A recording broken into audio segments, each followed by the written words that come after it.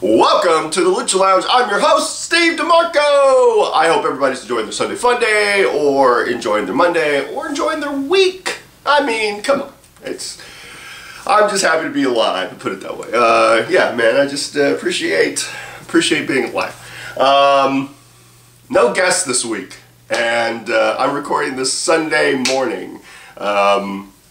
So I'm going to try to get this out before Sunday evening. So those that watch this on video, my apologies for the delay in release. But those that normally listen to me on Monday or subscribe to the Offshoots Network, which again, you can subscribe to either my YouTube channel or to the Offshoots Network, and that way you'll get them, or at least be notified when a new episode comes out.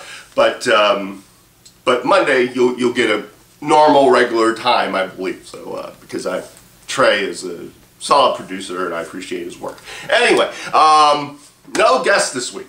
I had reached out to someone and our schedules just could never mesh. So it's unfortunate, but hey, you get to hear my thoughts on a few things that have affected me over the last couple weeks. Yes, I'll probably get into that topic at the end, so you'll just have to wait till the end. Not too in-depth, but just some observations, so to speak, of the craziness that was, and it continues to be our election. But again, I'll get into that towards the end, because there's a lot of other stuff to cover. Like, speaking of, before I continue, oh my God, December 10th, Reality Wrestling presents Christmas Chaos 11, featuring Rey Mysterio. Rey Mysterio will be at the World Gym Arena on December 10th. Man, I for one cannot wait. I've been on shows with Rey before, back before he even signed with WWE. So yeah, I am for one am pretty excited about the idea of Rey Mysterio. Now, those that picked up a flyer, if you look on the back, we've got our dates for 2017 already listed on here. And but a spoiler alert for all of you who aren't aware, we will be, for the most part, our television tapings will occur the second Saturday of every month. So you know, just mark your calendars now. 2017, like January 14th, 2017, February 11th, 2017. The only thing is in March we have two shows, because we will be doing WrestleFest 2 Electric Boogaloo. No, that's not the official title, but we'll be back at WrestleFest on 6th Street, which was a lot of fun last year. And then the rest the second Saturday of every month. Unless, you know, we add some shows, you never know what may happen. Especially we can get some people like December 10th. Man, December 10th, you've got to be there. It is a decade in the making. So, and I'm looking forward to hopefully getting some of the bigger powers, though, that be within Reality Wrestling on my show in the coming weeks. Some of the brain trust and whatnot. In fact, I believe, hopefully, finally, Kevin Bernhardt will be back on my show, and we will be talking all things, you know, the present of Reality Wrestling as well as the future, and we will definitely probably be talking about the last time I saw him, he had long hair like myself, and now he's got more of a conservative haircut, but hey man, still an amazing friend, and glad to be a part and working with him on Reality Wrestling. So yeah, but again, yes. Now we had our latest set of tapings last night. I really enjoyed the show. I mean, you know, being a producer, I couldn't see all of the matches I had to produce and help guys out with their matches. And so I didn't get to see everything, but you know, from what I saw, it looked great. I'm waiting to see how it comes out. You know, like our latest episode that aired last night, which was BCW, I think the 3rd annual BCW show, which featured Pride versus Rex Andrews for the television title, Davison versus Cam Cole. Davison, who's one half of the tag team champions, Team Death Bear. Abel Andrew Jackson took on E. Snow for the heavyweight title, and then it became a 6-man with expert tutelage, which is Abel Andrew Jackson and Team Death Bear. They took on the Cool with E Snow. I guess that could be the Cool because E Snow is pretty cool, so I think he would fit with those guys. But yeah, expert tutelage, and I've really enjoyed Abel's work as of late. I mean, you know, kind of the switch from being more of a comedic character to being more real, you know, more of a serious character. I've really I've enjoyed that transition the last few promos that I've seen, as well as a lot of the fine work from all the men and women within reality wrestling, whether it be staff or you know, everyone from the people that take the tickets to the headliners on the show, to of course Booker and Charmel. Yeah, I mean, just good stuff.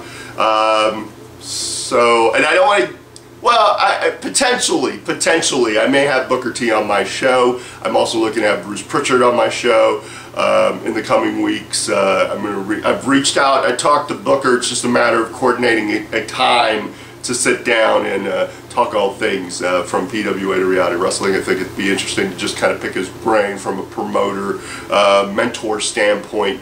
I think that'd be a lot of fun, as well as with Bruce, because Bruce has got a wealth of knowledge. If you don't listen to his podcast, which is Something to Wrestle With, Bruce Pritchard, I think that's how they're saying it now, or at least that's how Conrad's saying it, his co-host. But really great topics. He had talked about Brian Pillman's WWF career.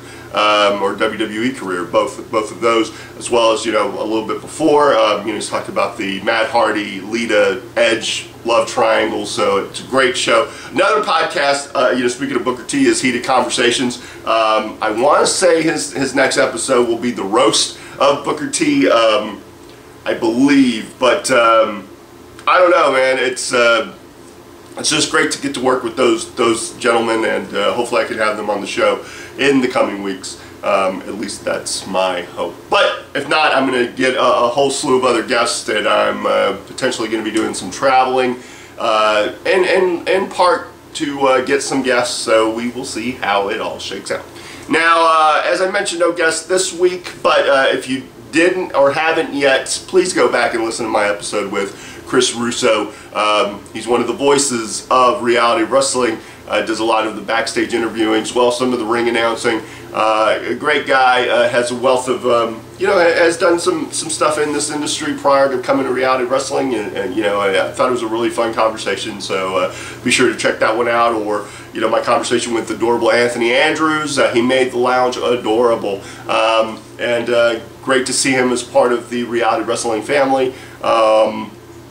Or, you know, my Chop to the Chest, you know, sit down with those guys, and again, thanks for having me on their show. And you can go listen to their podcast, which should drop, I believe, every Thursday.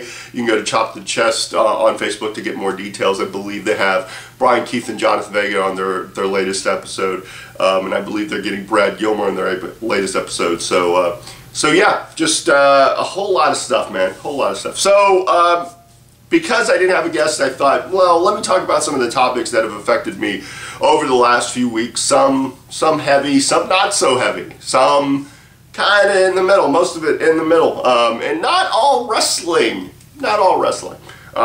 which I'll get into in a minute. But first and foremost, the Walking Dead premiere.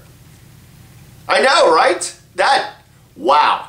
I mean, I am a fan of the comic. I'm on Trade 25. Those are usually that's where I'm at. And honestly, I haven't picked it up. I've been meaning to. I just haven't opened up issue Trade 25 yet. So I've read up till Trade 24. Now, because I read the trades, I'm a little behind.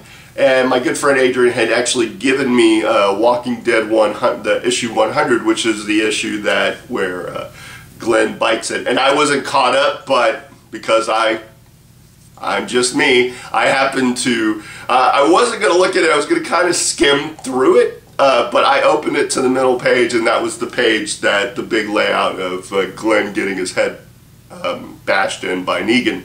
So I was well aware that one of Negan's victims would be Glenn.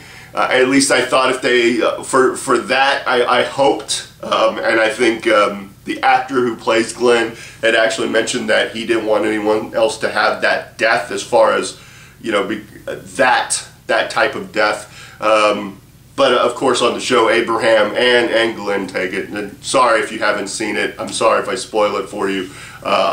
But you know, it's kind of past already. It's been a few episodes. I've enjoyed I've enjoyed the series, and I've enjoyed the season, this season so far, even though it's only a couple of episodes in, or 3 episodes in. But that premiere was something else, man. Very gruesome, very graphic. The death scenes, you really, man, Negan's not playing around. And I think in large respect for a guy like Rick and for the audience that have been taken on this journey, I think that was the right way to go. I mean, it was heart-wrenching. I didn't want to see Glenn go. I didn't want to see Abraham go. I never want to see any of the cast go, because I'm attached to all these characters. But hey, we are in a zombie apocalypse, even though it's not really always the zombies that are the greatest threat. I think that's the beauty of the show, that it shows even in an apocalyptic scenario, not everyone can get along for whatever reason, mostly because people want stuff and want territories and whatnot. So yeah, but heart-wrenching premiere, and I was definitely affected by it, like a lot of people. So yeah. Now, something somewhat wrestling related. Now, for wrestling, my wrestling viewing, I'm not as up to date as I should be, and I'll get into that as we progress through this video. WWE, for the most part, I am up to date. Lucha Underground, for the most part, I am up to date. Reality Wrestling, I am up to date. I'm not up to date on Impact Wrestling. I'm a few episodes behind. I do have them on my DVR. I have a load of New Japan on my DVR as well, and I have a load of Ring of Honor on my DVR as well. But as I mentioned, in NXT, I'm a couple of episodes behind. I'm going to hopefully catch up by Survivor Series or by TakeOver. That's my plan, is to watch the latest episodes to get caught up, and then watch the TakeOver episode, because you know, I'm special because I'm very much looking forward to that, as well as Survivor Series, because Goldberg is back, and I was shocked that it was going to happen and that it did happen. And even though I try to find the beauty in the matchup between him and Brock from WrestleMania 20, it is hard to find the beauty in it, even though I could understand where the match could have potentially gone, and it seemingly had the elements. It just, you know, but people are clamoring, and Brock has been Brock as of late, so having a guy like Goldberg, I'm very curious to see how it all shakes out. But Goldberg's first appearance, and his promo work, and you know, there have been few slip-ups here or there, whether it's, you know, trying to make Brock heel in Minnesota, just not going to happen. So I can't see why people would be surprised at that. Or, you know, Goldberg having a little ring rust. But I think when these two lock up, once they lock up, that's it. You know, all the build-up.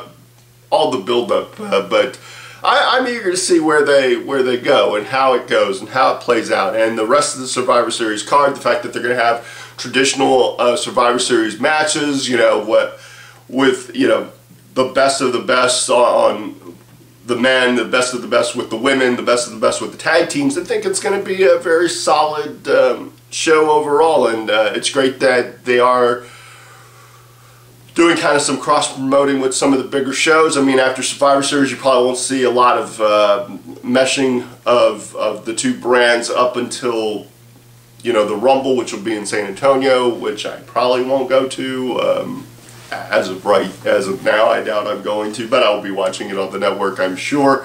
So yeah, that's about, and I'm enjoying the shows, you know, SmackDown, Raw. I enjoy them for the most part. I like Hell in a Cell. I thought the women really had a great showing and whatnot. So I'm fine with Kevin Owens and the Chris Jericho show, and great to see AJ Styles, what his work with James Ellsworth and Dean Ambrose, and overall, man, I mean, I think they're just kind of cruising along, and eager to see what this Cruiserweights, the 205 Live, what that show's going to be about, and see what talent they bring in for that, aside from the talent that they currently have already on the Cruiserweight division.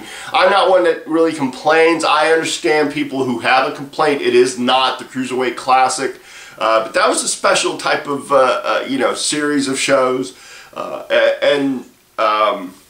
on the one hand, I can understand people that want it to be completely different from what is going on the rest of the shows, and who knows, maybe some of the bleeding over to SmackDown. Well, I don't know how it's all going to play out, but I'm, for one, I'm trying to give it a chance, and we get to see some matches, even though they're shorter and whatnot, but getting to see Brian Kendrick on my television screen, and I've enjoyed his story, and people could kind of criticize it, but I'm one of those who tries to just enjoy the journey. That's my big mantra for the last few years, is just trying to enjoy the journey, to enjoy the mundane at times, because there'll be a time where there is no longer even the mundane. You just have to try to embrace it, and that's what I try to do. So yeah, and I can't mention Kendrick without mentioning Paul London. I'm very eager to see what they do with Paul. I've enjoyed the vignettes on Lucha Underground. It's great to see him back on televised wrestling, and I really am intrigued by the character that he's portraying, following the White Rabbit and whatnot. So yeah, there's that. Now, for the most part, the reason that I'm not too caught up, and my DVR is definitely filled up. It is filled up with episodes, a lot of wrestling, is because I've been playing a lot of my PlayStation 4.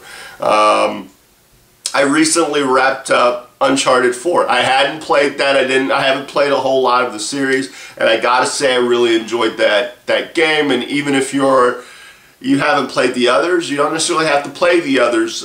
This is kind of its own story, even though it has Drake, who's been on this, been a big part of the series, or the main protagonist of the series. I really enjoyed this outing. The fact that there were no load screens, very little, no load times. Everything worked seamlessly. From cutscene to actual gameplay. The graphics, you didn't see a big change from the graphics.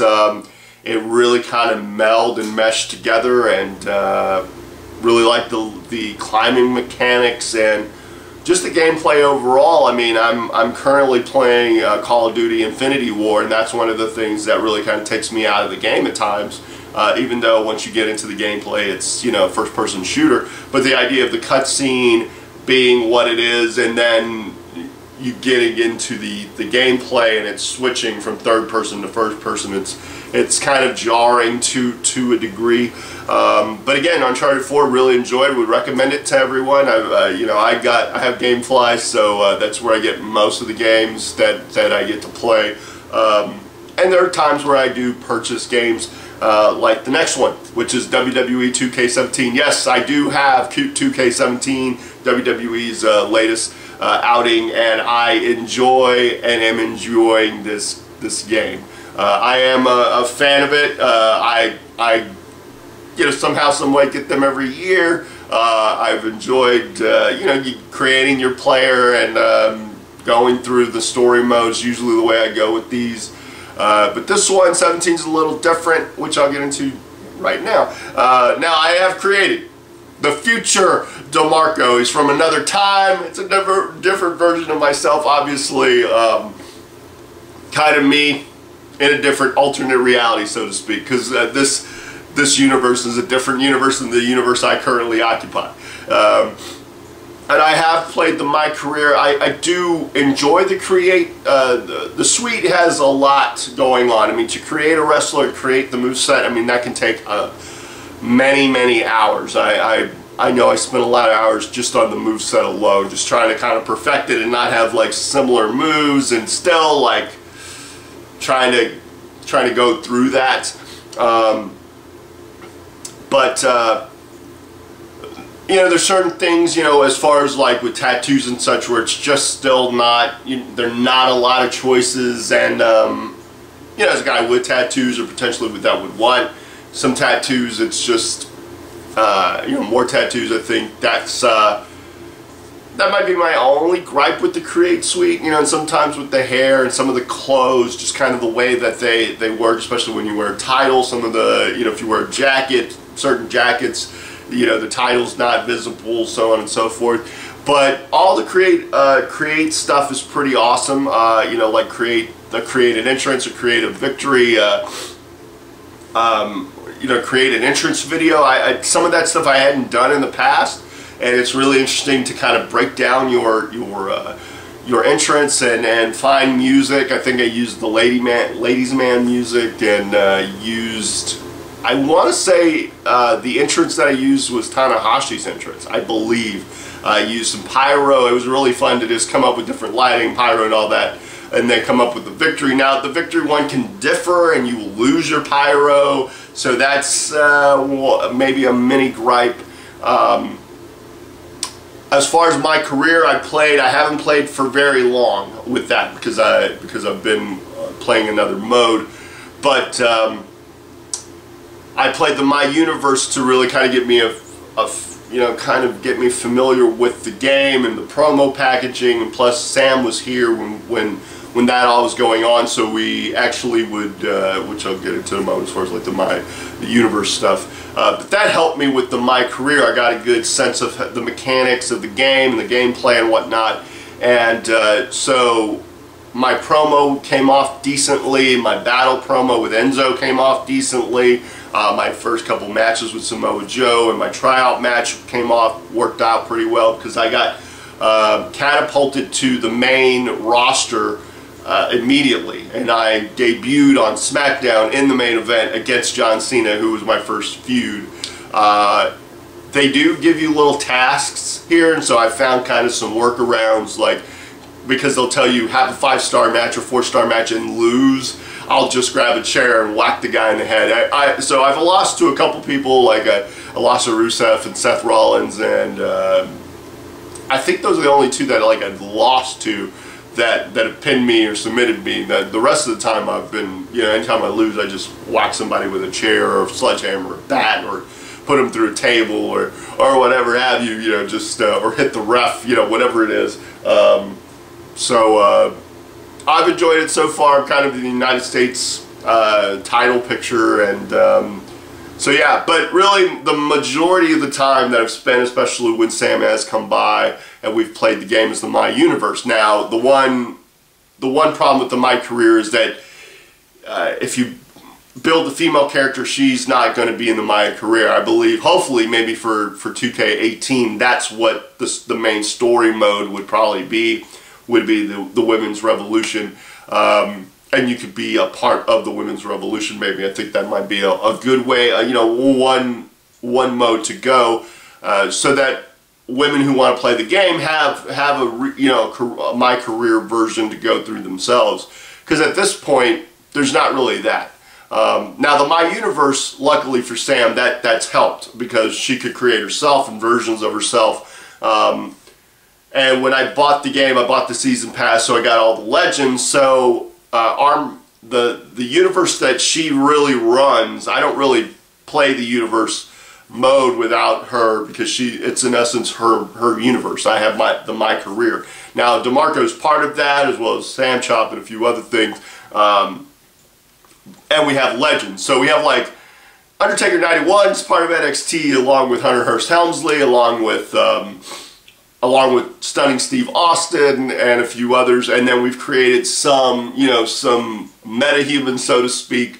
Our characters are metahumans, but you also have we have Joker, we have Harley Quinn, we have Poison Ivy. The Harley Quinn creation is pretty solid, pretty excellent actually. Sam did a great job with that one. Bane, Batman, he comes out as Bruce Wayne. That's his entrance. He's walking amongst the people, kind of like the Shield. And then when when it's time for gameplay, he's basically a masked wrestler with a Batman mask. I think at one point he was our television champion. I think we use the ECW television champion. We also have NXT Women's Tag Team Champions.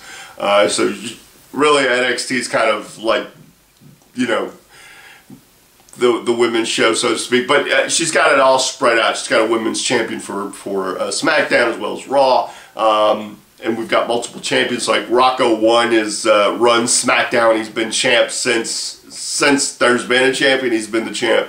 And then on the main Raw show, and Bane's like the NXT champion. He's just the monster. I created like a 7-foot, 400 just behemoth who spears and destroys people. He does just versions of backbreakers. I think he does Cedric Alexander's one is one of them, where, you know, also the suplex into the backbreaker.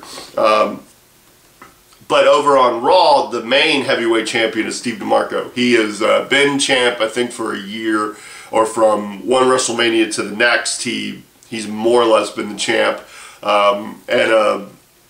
you know, he's dealt with a couple of cash-ins, and won the Rumble one year, and unseated The Rock and Brock, and so yeah, it's loads of fun, man. It just really kind of takes hours out of your day, so to speak, because we're at the point now where we really just work the main shows or title matches, and we kind of simulate, because it's really pretty good about keeping your champions in place, or, you know, at certain times. Sometimes, like, I want to say, in a couple instances where Batman's been television champion, like Dusty Rhodes is now, I think, the television champion. But to create a title, like I said, she created some women's tag team belts and whatnot. So yeah, all good.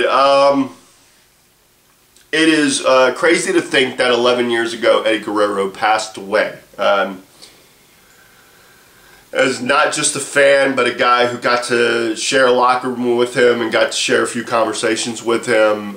You know, he's definitely a guy that I idolized, especially early in my career, and even prior to getting into this industry. You know, I was a fan, so it's real tough to think of the fact that he's no longer with us still, and to only imagine where he would be today and what his career, you know, hopefully he would be winding down at this point, or, you know, be an agent, or who knows, you know, but still sorely missed. And yeah.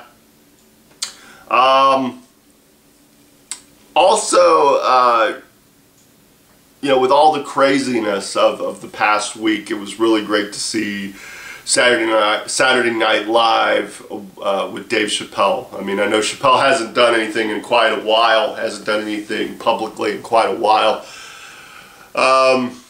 You know, I was a big fan of his show, I was a big fan of his for a long time, of his stand-up and of his movies, and definitely the Chappelle Show was just, man, I mean, for those that are fans of Amy Schumer, or Key and Peele, or even Carlos Mencia, or any of those people that got Comedy Central shows, I mean, you really owe a debt of gratitude to someone like Dave Chappelle.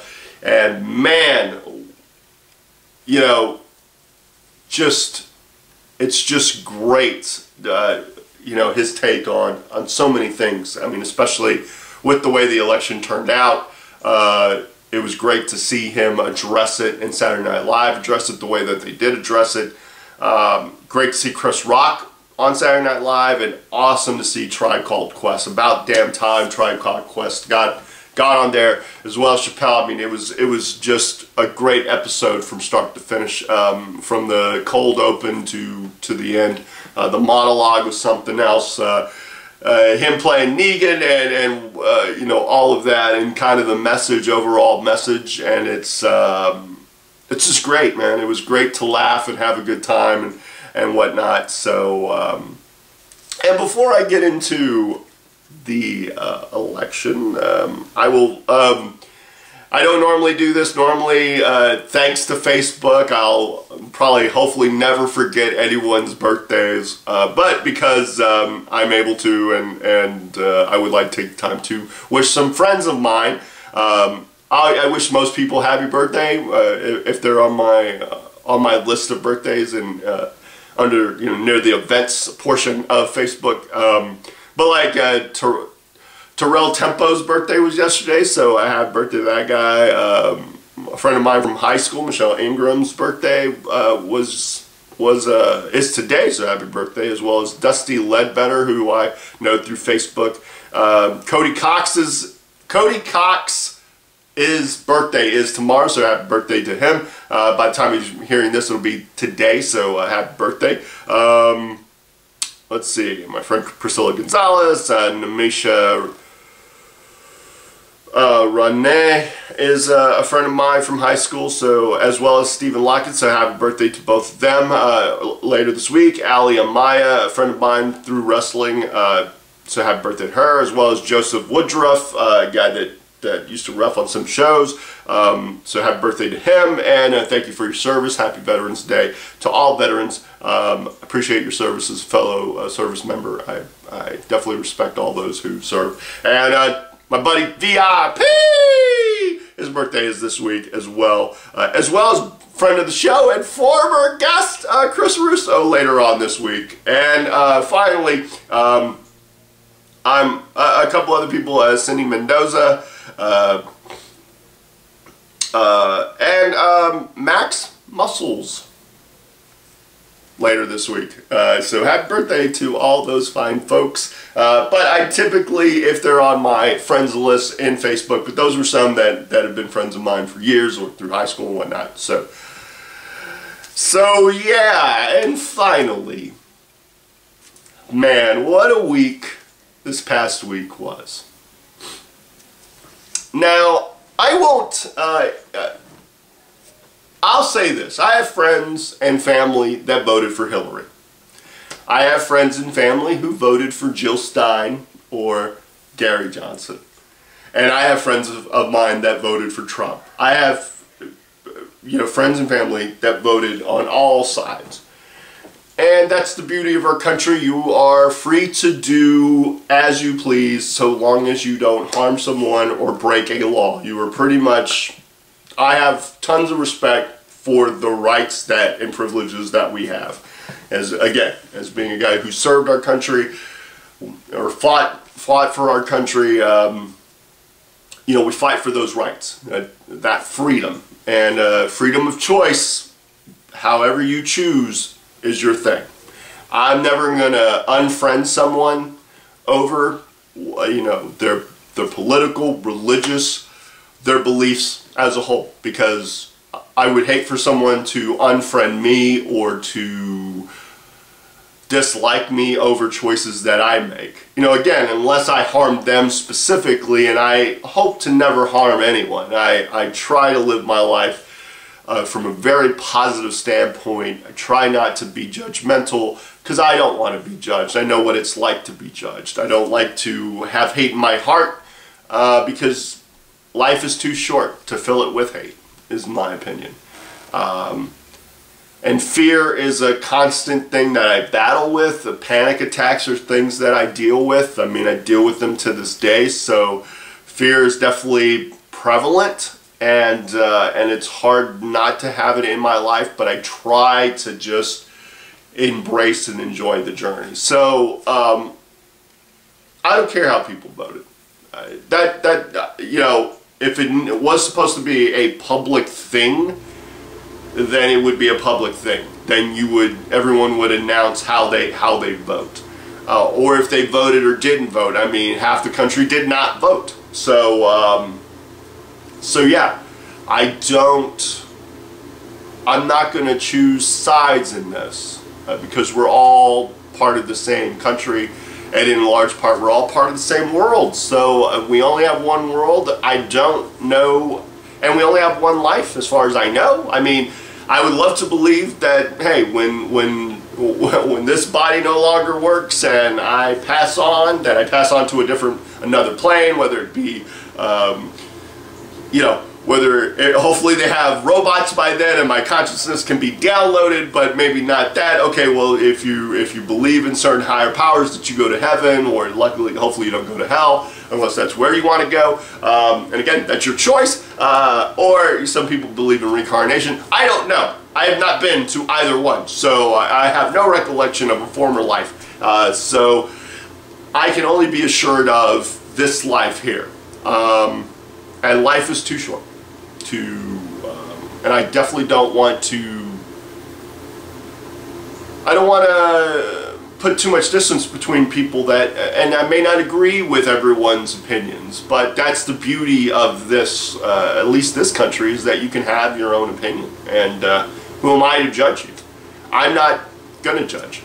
I can understand people that are scared. I can understand people that are fearful. I can understand people that are upset, that are angry, that feel that this country betrayed them, that feel that this country is full of racists. Newsflash, our country is full of, there's a certain population that do have their prejudices and do have their beliefs and do, may not see things the way you see them. But that's the beauty of our country, is that, again, we live in a country where you are free to think and feel and believe whatever it is that makes you happy. Again, so I'm not going to pass judgment. And I'm not going to unfriend anyone. I posted something on Facebook, and basically the message is I refuse to hate. I refuse to hate anyone. And I would hope people would not hate me, but I can't, I can't control how they feel. All I can do is focus on myself, and I know that I'm not going to live my life and let it be directed by fear or by hate. Fear is a little harder for me, but hate, I try not to have any hate in my heart. I try not to hate watch stuff, any of that. I just try to enjoy the journey, and I will constantly tell people that would be my only mantra to anyone else, is just to enjoy it, because it can be short and fleeting, and 1 minute you're here and the next minute you're gone, and we're all the directors and stars in our own in our own movie, and sometimes you're not even sure when the credits are going to come. So, but again, I can understand the country being divided. This was a very divisive election. I think the thing that fascinates me, and I'll say this, when Trump announced, or President-elect Trump announced that he was going to run for president, I thought he could win. I thought maybe that is where our country is. When a billionaire with no political experience can run, and he's not the first to do this, to announce that he's going to run. I mean, there have been other rich men that have ran in the past, and maybe not gained the traction that Trump, or President-elect Trump, gained, but it's not the first time. But when he announced, I thought, okay, I think he has a good shot. Maybe that was partly jokingly. I just thought, yeah, I could see it. And he just tells everyone, you're fired. I can't do a Trump. Everyone else can do a Trump impersonation. I can't. But I didn't think of it as being out of the realm of possibility. I assumed it was a very, very strong chance that he could win it, depending on who would oppose him. Now, based on the other Republicans that ran, I thought, yeah, he's going to win it because he's the biggest personality, and he's going to speak the loudest. So I potentially thought, I wasn't shocked wholeheartedly that he got the nomination. I found it intriguing that if any news outlets that I would watch, or whether and not even news, those that entertain us and try to inform us, whether it be Bill Maher or Stephen Colbert or the Daily Show with Trevor Noah, or any of them, or again, any of the pundits, whether it be on CNN or Fox News or MSNBC or or any of them. I found it so crazy that everyone would dismiss him, and that they had dismissed him throughout his campaign. At every turn, it's seemingly like there's no chance that Trump's going to win, and he would just seemingly find a way to win, or he seemingly would blow out the competition. No matter how outrageous his comments were. I mean, day one, he's talking, you know, he's making, in essence, racist and prejudiced comments about Latin Americans or Latinos, and people are in an uproar over it. You know, I was like, well, I'm not a, you know, I've served my country, I'm a citizen of this country, and I pay my taxes, I follow the laws, all of that, so, you know, I know he's not talking about me, kind of deal. That's kind of how I looked at it. Oh, you want to build a wall? I'm sure there is kind of a fence already in most areas of the border, so, you know, that's why we go through border checks. So again, I don't know, the outlandish stuff, I just thought, oh man, he's like a wrestling heel. I mean, he comes from wrestling. He's friends with Vince McMahon. So, you know, yeah, he's just going to say stuff to remain on the news cycle or get interviewed. A lot of times, I mean, the media is interviewing him, so that just puts him in people's minds. But the idea that he didn't have a chance, I just still saw him as having a chance because he was winning. And then you get to maybe the week before the election, and the polls, every day you'd hear about another poll, and Clinton's going to win, you know, Trump has a 5% chance, you know, or a 2% chance, or no chance, or like quit. That's what, you know, some of the pundits would say, or some of, you know, the entertainers, like last week tonight with John Oliver. I'd watch his show. I'm really, you know, his show's very great to listen to, as well, you know, watch, as well as like Bill Maher's, who I enjoy watching. You know, I think I'd even see stuff on Facebook where they would like two comedy writers. Remember the skit where they had two comedy writers that were his campaign managers for all intents and purposes, and that they would just write stuff like, what can we say to upset a bunch of people? Like, there's no chance. And then they just kind of moved along, and as the staff grew and it became kind of a legitimate thing, and then Trump actually wins in the skit, you know, and they're like, well, Trump, you'll have 4 more years. Like, he didn't want to, you know, didn't even want to run, you know, just kind of running as a joke. A lot of people took it as that. He's running as a joke. Because I don't think people wanted to believe it. I believed it. Again, I believed that he had a good chance of winning. So the polls to me were, well, is it the actual election? Because those are all just, you can poll a bunch of people, and who knows how they're going to really answer. I mean, you would hope they answer honestly, but I mean, it's not official. Even if they say it's an official poll, it's not the actual way you're going to vote. You never know. You never know how people are going to vote. But I think the idea that everyone seemingly felt like he had no chance really worked against people that believed he shouldn't be president. I think if your agenda was to not have him, why report that he's going to lose if you don't want him to win? Because if you didn't want him to win, if you're one of those people that didn't believe in him winning, the idea that, oh, if you constantly report he's not going to win, then people that may not vote, that half of the country that did not vote, were probably like, well, there's no chance that Trump's going to win. And I may not agree with Trump, and I don't like his, you know, his comments and his rhetoric and some of the stuff that has come out. But surely enough, my vote's not going to matter because no one's going to vote for Trump. If you hear the people that are on the news, there's no way he's going to win. I found it fascinating that no one was giving this guy a chance, that everyone was laughing it off, that everyone was assuming it was a joke. I didn't see it as a joke. I really didn't.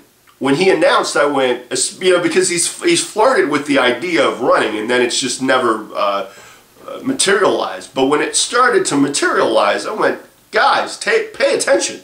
This guy's running, and he's a billionaire. Man, like, are you sure?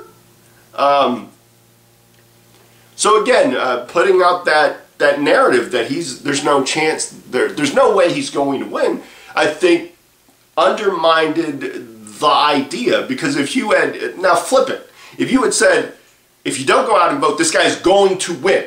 In all polls, this is where he's at. So, if you're not sure of who to vote for, this is why you should vote for it, something, so on and so forth. Even like the day of the election, everyone's like, there's no chance Trump's going to win. And then the election. I go back to Facebook because I saw another thing which was like a 3-minute montage of his campaign from the start to, and it includes a lot of people. In fact, it's funny because it includes CNN's broadcast right at election day, where they're like, oh, Hillary's going to win this state, this state, this state, this state, this state, this state. Like, it's a no-brainer, she's going to win. And then in the midst of it, they've got this great classical music, and near the end they have Wolf Blitzer starting to call the states that Trump's going to win. So yeah, here's where we're at. And everyone's trying to find a reason, and everyone's, the people that are angry and the people that didn't vote for him, or the people that don't agree with him, are going to be upset, and I get it, are going to be fearful, I get it. The protests are what they are. That's your right to protest. If you don't agree with it, I get it. If you want to do away with the Electoral College, I get it. You're not going to do away with it now, and I don't believe that they're going to change their votes, because they have to, I believe, for all intents and purposes, they have to vote the way that their state, the majority of their state voted. So, truth is, for me, when it comes to campaigning, I think most candidates are going to run on a platform, and what they say is what they say to get their votes, and that's the name of the game, is to win. That's, you're trying to win the election, and so people will make promises, they'll say things. For some of the scarier stuff, the truth is, at the end of the day, I'm going to give President-elect Trump a chance, because I respect our country, I respect the democracy, I respect the vote, and I respect the presidency. And irregardless of who's in the position, whether I agree with everything they say or they don't, everything they do say, whether I agree or don't agree, at the end of the day, he's the person representing our country. And as a patriot, I'm going to give this person a chance, because I believe that irregardless of the reasons that he's running, and very well, he feels like he can make America great again. And I think that's kind of what it boils down to. At the end of the day, is America has its flaws. I believe it's a great country. I love this country. I love living here. I can't see myself living elsewhere. I love my country, and I love the people in it. And I want all of us to come together, and I want all of us to prosper. But to say that it's without flaws is to be naive. There are flaws within our system, and if Donald Trump is the solution to fixing the system that's potentially damaged or broken, then I'm all for it. And I hope that that work can be done, and that things can happen, and that 4 years from now we're seeing that this country is better off one way or the other. Hopefully, because that's always the hope, is that it's gonna work out. That's all you can do at this point. If you didn't vote for him, it's just hope. Hope that it's going to be better. Hope that that he's going to take the position seriously, and I think he is. Since he's been elected, he's had a couple of hiccups here or there, but for the most part, from his victory speech could have gone a completely different way. I stayed up specifically to listen to the victory speech, and he just sounded very humble and very aware of the moment, and that's a hope for me. And he's speaking of unity and kind of reaching out to those that he may have wronged with what he said. I mean, his meeting with Obama, the fact that it lasted as long as it did, the fact that he's kind of softened his stance on certain things, and the hope is that it improves where it needs to improve. I mean, there are plenty of problems within our country that need to be addressed, and hopefully they do get addressed. And as a person who served, I mean, my fellow veterans, you know, I want them not to be, I want them to be heard, and I want them to be taken care of. And again, man, I want the country to be better off. I hope, and I hope that everyone does come together, because realistically, this is our country. As a whole, it's everyone's country, and I just want everyone to be a part of it. I mean, at least within the wrestling industry and through my travels, I have friends from all different kinds of walks of life, all different beliefs, and I respect and love them wholeheartedly. If they're part of my life, they impact me, and I want to give them the respect that they're due, because I want to be respected for my views and my opinions. And people don't have to agree with where I see things, because I don't expect people to agree with me. What I expect people to do is just to respect my opinion as I respect theirs, and I try to do unto others as I would wish they do unto me. So again, I hope we all come together. I hope we all learn from this if you felt there was a mistake. So yeah. As I always like to end these, stay cool, stay sexy, stay classy, and until the next time, later!